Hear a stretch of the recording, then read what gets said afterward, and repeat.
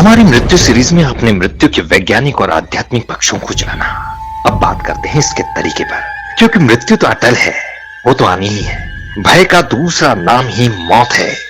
लेकिन मृत्यु कब आएगी, कैसे आएगी, ये प्रश्न भी मृत्यु के समान ही डराते हैं। कई लोग तो मौत से ज्यादा मौत के तरीके से डरते हैं, क्योंकि मृत्यु बहुत पीड़ादायक होती है। वैसे तो मृत्यु के कई कारण हो सकते हैं, दुर्घटना, हत्या और प्राकृतिक प्रकोप। ये मृत्यु के पहले भयानक कष्ट देते हैं। रोग भी कम पीड़ा नहीं देते।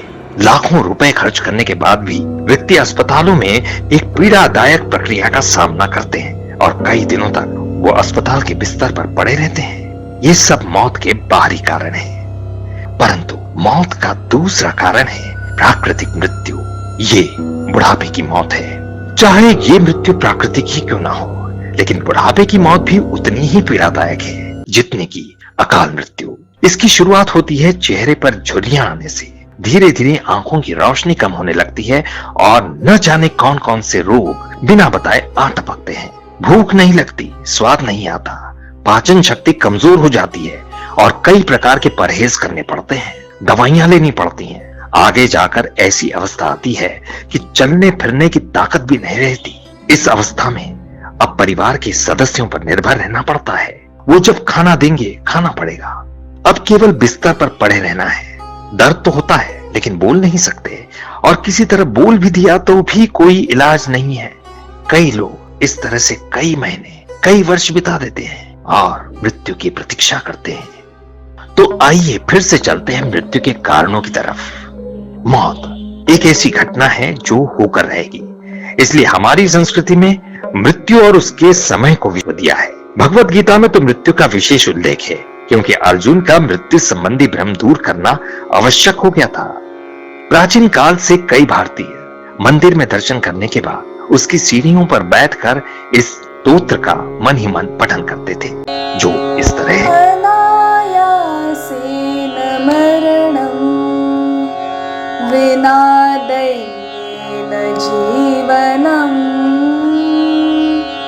देहान्ते तव सानिध्यं देहि मे परमेश्वर। इस प्रार्थना में 3 इच्छाएं व्यक्त की गई हैं। पहली है कि पीड़ा रहित शांत मृत्यु हो। दूसरी इच्छा है कि मैं जब तक जीवित रहूं किसी पर निर्भर नहीं रहूं। इसका अर्थ है कि प्रतिदिन की मूलभूत आवश्यकताएं, भोजन, पानी आदि के लिए किसी पर निर्भर नहीं रहना पड़े, जैसा कि अक्सर बुढ़ापे में होता है। और तीसरी सबसे महत्वपूर्ण इच्छा है, हे ईश्वर, मृत्यु के समय मुझे सिर्फ आपका स्मरण हो। मैं संसार को नहीं, केवल आपको याद करते हुए देह छोड़ूं। जाहिर है, शांति से पीड़ा रहित मृत्यु का अर्थ अनायास होने वाली मृत्यु है। यह मृत्यु का सबसे अच्छा तरीका है। इसे शाही मौत भी कहा जाता है। कुछ लोग चलते फिरते, बैठे बैठे, खाना खाते खाते और बहुत भाग्यशाली तो सोते सोते ही मृत्यु को प्राप्त हो जाते हैं। लेकिन यह मृत्यु भी एक आयु के बाद ही हो तो ही अच्छा है। इसीलिए मंदिर में दर्शन के बाद कुछ समय के लिए इस स्तोत्र का जाप करना चाहिए।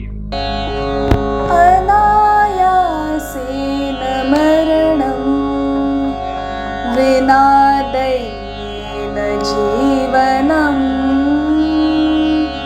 देहान्ते तव सानिध्यं देहि मे परमेश्वर। हालांकि भगवत गीता में श्री कृष्ण कहते हैं, जो भी मृत्यु के समय जैसा विचार करता है उसे अगले जन्म में वैसा ही शरीर प्राप्त होता है। इसका अर्थ है, चाहे मृत्यु अनायास ही क्यों न हो जाए, वो भी इस दुखी संसार से मुक्त नहीं कर सकती, क्योंकि मृत्यु के समय जैसा भाव रहेगा, अगला जन्म वैसा ही रहेगा।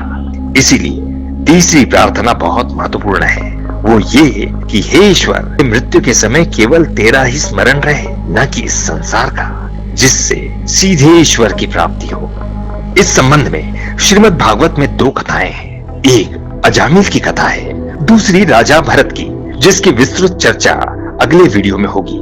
इसलिए आप हमारे चैनल को सब्सक्राइब जरूर करें। अभी राजा भरत की संक्षिप्त कथा, जो इस प्रकार है।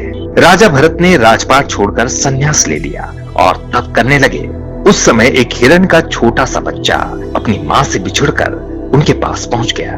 वो शावक इतना मासूम और सुंदर था कि भरत जी को उस पर दया आ गई और वो उसे सदैव अपने पास रखने लगे, उसकी देखभाल करने लगे। और जब उनकी मृत्यु का समय आया तो उस समय भी उन्हें उस हिरण की चिंता सताने लगी।